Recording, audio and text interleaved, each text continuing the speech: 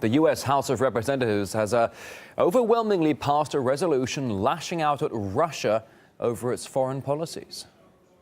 Resolution strongly condemning the actions of the Russian Federation under President Vladimir Putin, which has carried out a policy of aggression against neighboring countries aimed at political and economic domination. The language of the non-binding document has been widely equated by critics to that of a Cold War-style rhetoric. RT's Gayane Chichakyan now assessing the diplomatic falling out between America and Russia. President Biden and I have been saying, and that is, we want to reset our relationship. Let's do it together. So we will do it together, okay? In a matter of a few years, U.S.-Russia relations went from this Today, the Cold War is over. to President Obama putting Russia in a group with Ebola and ISIS in his ranking of international threats.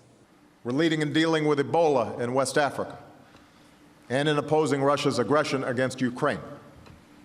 How did we get here?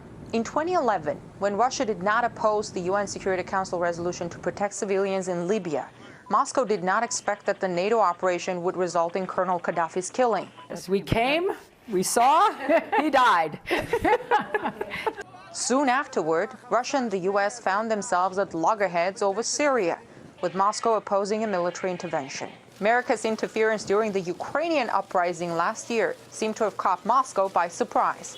Well, it's amazing that the man who promised hope and change didn't deliver on hope at all and didn't change anything when it comes to foreign policy. The foreign policy at the State Department remained virtually the same as under Bush the younger, and one might even argue under Bush the elder and Reagan.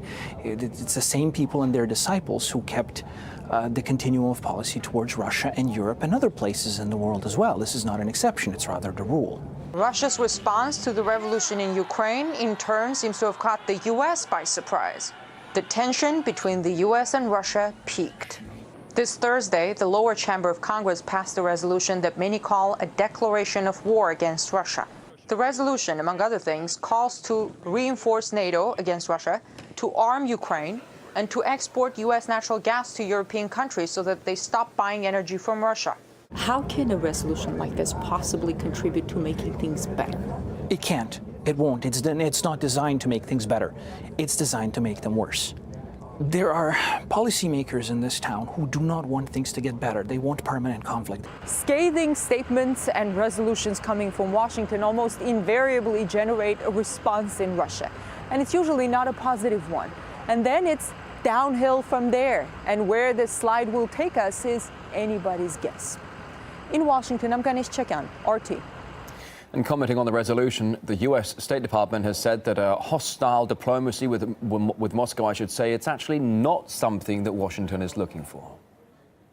I haven't seen the House resolution, to be candid with you. We've expressed our concern, of course, about the shrinking space for dialogue, for legitimate forms of opposition in Russia. We've said that repeatedly over many, many months. The President and the Secretary have spoken at length about this issue, about the fact that we don't want this kind of relationship with Russia. But Robert Parry, editor of Consortium News, says that U.S. actions, well, they speak a lot louder than words. Much of the vituperative language is similar to language that's been used by the State Department. We've seen statements from the Office of Public Diplomacy, which have followed these very harsh lines of language. In some ways, there's not a large amount of difference between the kinds of harsh statements that the State Department's made and what's included here. The issue really is that much of what the U.S. government has said has been hyperbolic and has lacked context. There has not been a willingness to look back and examine how this crisis in Ukraine evolved. This resolution goes to the most extreme interpretation, the most hostile possible interpretation of these facts, and directs it against the Russians.